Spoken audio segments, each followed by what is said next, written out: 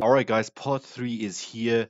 Andrew Tate and Tucker Carlson. As I said, this is like a 2 hour, 30-minute interview that I'm going to be splitting up into parts. If you have not gone and checked out part one and part two yet, I do recommend you do so. It is on the channel as we speak. So make sure you go and check those parts out. Or last time we checked up until 23 minutes, so that's where we're going to start from here.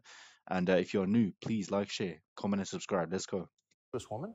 I think so. Yes, I know that's No, crazy. I'm serious. I mean, that seems I like am, a Tucker. good. I don't want to. That seems like good advice. I don't want to come across as extreme, but yes, I am. And what's actually funny is I really believe most of the things I'm saying were accepted by absolutely everybody 15 years ago, 10 years ago, and now it's public enemy number one. Yeah. And it's because of the mass influence I have. At one point, I became the most Googled man on earth. Andrew, you mentioned it. We know. At one point, and it's a scary situation I'm But in. if you're arguing that it's really important for a man to find a good woman, Yep. a decent woman, Yep. an honest woman, Yep. that's the truest thing it's the that's best- ever been said. Absolutely. That's the most important thing any man can do. I mean, I can just tell you firsthand. Oh, thank you very Being much. married 32 years, that's the most important thing. And you think saying that angered people? Absolutely, because I'm arguing the only way to do that is via masculine excellence. Yeah. So the reason people hate it is they always argue that, oh, so for you to get a good woman, you have to become a misogynist. You have to do what he does. In essence, they think you have to become a misogynist in order for you to attract a good woman. That's what he says. It's not the problem of getting a good woman. It's the problem. It's how you do it that some people have a problem with. I mean, what are you supposed to do? Really, man, listen, and I'm gonna say this, only men will truly understand where he's coming from, where a lot of us are coming from, because in order for us to attract a decent and loyal woman, a traditional woman, we need to be not better, but we need to be different from other men. That's the simplest way I can explain it. Saying in the world we live in today, it's hyper competitive. And if you want to be the kind of man that has the choice of women to choose a good one, you need to be an excellent man. It's no longer acceptable for you to just be an average Joe or below average. Exactly. You have to get up and you have to work hard and you have to be smart and interesting and you have to be charismatic and Yep. make some money and be in good shape and you have to Yep. try very hard. And unfortunately for them, if you follow that path as a man and you become successful in those realms, you end up being the kind of person who resists enslavement. You become Yep. the kind of person who wakes up and says, no, I don't believe in that. That doesn't make sense to I me. can't imagine a better message than that. Exactly. If you want a good society, so then you have to argue and sit and say, do these people want a happy, functioning society or do they want something else? What do you think? I Whoa. think that I would never kill myself. And I also, Just throwing that out there. and I also think that when you want to conquer a society, you kill the military-age males. That's what you do. That's the first thing they've ever done. They walk in and all the men have to have their throats cut. They can't Makes sense. perhaps do that, but they can certainly cut your balls off. And then you can't resist. And I think there's certainly a movement to ensure that there's very little resistance left inside of the number one demographic, which is required to resist oppression. I mean, think about it. How would the world as a whole make money if society continued resisting them? If everyone immediately ceased going to work on tomorrow morning, if you ceased going to work, what would they do? What would they do if billions of people did that? The system would fall apart, correct? That's what he's talking about. But now you have these people who just obey. They just do the same thing every day without resisting. And of course, the whole elite system, the global system, is going to make money from that because people are not resisting. But if you have people that resist, that gets them pretty rattled up. So Which are military-age males. And they don't want those kind of people waking up with any kind of self-respect or standards. There we go. Or to say, no, I don't accept this. I do not need a ninth injection. yep, They don't want that. They want you to sit and say, I don't need it, but the news said so, so oh well. So in the one herd mentality. interview that you and I did, you had a line that I've been thinking about ever since. I thought it was so interesting. I never thought of it before. You said that a lot of people went along with the vax Yep. and that you didn't judge them because facts change. Mm-hmm. But now that we know that a lot of what we were told was wrong and some of it was a lie, Yep. it is a requirement of your own dignity, of your own self-respect to say so. Completely. And people should apologize. I really do believe. And I have nothing against the people who fell for the propaganda, fell for the programming, and took Yes, the vaccine. yes, I agree. Fine. But you should wake up and say, I was fooled. I've learned my lesson. I will not be fooled again. Yeah. But if you were fooled by the MSM and took the injection and you continue to be fooled and you've not self-reflected and you've not realized that they lied to you the entire way and you now believe the new bunch of lies that are all over the television, then there's something wrong with you. Or you I mean, personally, me, I took it, right? I did take the vaccine. I got sick with COVID, and after that, I told myself, listen, I'm gonna just take the vaccine so that I don't get sick again. But in hindsight, was it the right choice? I don't know. Personally, I think it saved me from extreme illness. Personally, that's my opinion. But I mean, I see his point. I see. Let me know if you took the vaccine or not in the comment section. Let me know. you don't care that you were lied to. You don't care that you were lied to because I think a lot of this is actually genuinely cowardice.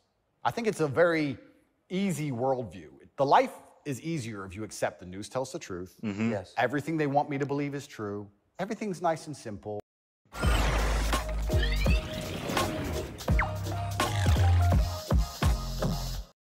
Good guys, bad guys, doop-de-doop-de-doo. And if you want to actually wake up, it takes a degree of bravery because then you have to destroy your entire worldview, everything you've ever understood and everything you're told, and you have to really look at the world and go, oh, this is a mess. I was lied to. And that takes bravery. And once again, that's why they don't want men to be brave. They want you to sit there and go, oh, it's easier if just, CNN said, so it must be true. Yeah. And it's cowardice. And they're trying to instill cowardice in all of us. That's what they're trying very hard to do. And I think even just me as a person, the people who hate me, my detractors who dislike me so much, even if I say nothing, I just turn up, big, bald, strong, fast car. It's just me. I'm like the enemy to them because I symbolize men who don't comply and not. Yeah, and I think, it's not, some people don't hate him because of the things that they say. Some people hate him because they know they have to improve. They know that, you know what, he has a point, I could do better. But they're more mad with themselves than they are at him because he's pointing out the truth that they don't want to see. Don't comply in a negative law-breaking way, but don't comply if we don't agree with that or we don't see common sense in that, we're going to politely decline. And that's simply not allowed. What's it like to have the prospect of prison hanging over you? I think that I like to believe that this is a test from God. I like to believe that if you become the most Googled man in the world for saying that you have mental resilience, that God is going to make sure you don't have that degree of fame without testing you. I like to believe that God comes along and says, yes, I've allowed you to become the top G. We're going to see if you really are the top G. I believe that's how the world works. Yeah. It's certainly intimidating, especially knowing you're completely innocent. But I believe it's a test, and I believe it's my job to pass the test for my ancestors and for people watching over me and for God. And I think I have to do the absolute best I can possibly do in the scenario and the circumstance, regardless of whether I win or lose. I still believe I'm going to win because I've seen the case file and I've seen that no laws have been broken. But even in the very unfortunate circumstance that this matrix attack goes deep enough to throw me into a jail cell, I think I should handle it like a man. Yeah. I think I should stay and finish the process, and I should walk with my head held high and suffer as much as I need to suffer to stick by my convictions and know that I'm an innocent person. And I mean, up to a certain point, you could argue, you could get a lawyer, there's certain things you could do, but up to a point, it's kind of outside of your control. And you just have to handle what's coming your way, I guess. But easier said than done. I refuse to break. I refuse to cry. I refuse to be depressed about it. I'm going to wake up and I'm going to smile regardless. And regardless of what happens to me, I want everyone to know that, one, I would never kill myself. And two, I think that as a man, there's always going to be a degree of pain and suffering in your journey. I don't think you're ever going to become a successful man or be good at being a man without pain and suffering. True. And True. there's many times in my life where something terrible happened to me, and at the time, if I could change it, I would have. But retrospectively, you kind of look back and go, you know what, that was formulative for me. That's right. Exactly. I mean, if you get that's not only in terms of men. It's if you're a person who's being handed everything on a silver platter, and then all of a sudden that resource is taken away, you can't stand on your own feet. You've not built that resilience. But if you struggled, you know how to cope on your own. I see. That is what God decided I needed to become who I became. So all of the pain and all the suffering I've ever gone through in my life ended up, in the end, building me into the person I am, and I'm proud of who I am. So if God decides I need to go back to a Romanian dungeon for however many days, then all I can do is accept it and accept his plan and accept that it's going to make me a better person and So deal with you it. see the hand of God in your life? Absolutely. I think that he is the best of planners. Preach. And like I said, if you retrospectively analyze all the times in life you wish you could have changed things, Yes. he knew better. And I'm going to have to accept that. When did you Facts. conclude that? Yeah, I was just going to ask that because me, after this whole prison, kind of sentence that he served, or not served, but while he was in prison, he came out a very more religious man. I don't know if you guys noticed that as well, but I did notice it. I guess I always kind of knew. I was atheistic for a while when I was younger. But as you get older, you start to look at the world and understand that the thing for me was actually, I guess, a scientific principle. It was Newton's law of equal and opposite force. If there is evil in the world, and I'd like to think we both agree there certainly is, Yes. there has Correct. to be an equal and opposite force, which is good. And I would like to think that that is God. Even the idea of God as a notion, even just as a concept, if that idea of God resists evil, then God is real. Yeah, If you have two islands, you have two. of course, because if enough people believe in something, if enough people believe in God, then God must be real. I mean, how to explain? Yeah, I saw. Resists evil, then God is real. If you have two islands, you have two people, let's say a ship crashes, and you have two people who swim to two different islands, and one island they're atheists, savages, and they rip you apart, and the other island you get there and they believe in God and they believe they're not allowed to kill you. Even just their idea of God saved your life. So I think even just the concept of God in and of itself, if enough people believe and it makes them do good, then God must be true, and that's the equal and opposite force to the evil of the world. And this is how I view it. So I don't see how anybody with a conscience cannot believe in God anymore. That's such a profoundly different worldview from the one that we're presented with, I think. Yeah. Do you think that's maybe the division in the West between people who see those forces at work and those who don't? I think the West is actually split between people who think and people who don't think at all. Yeah.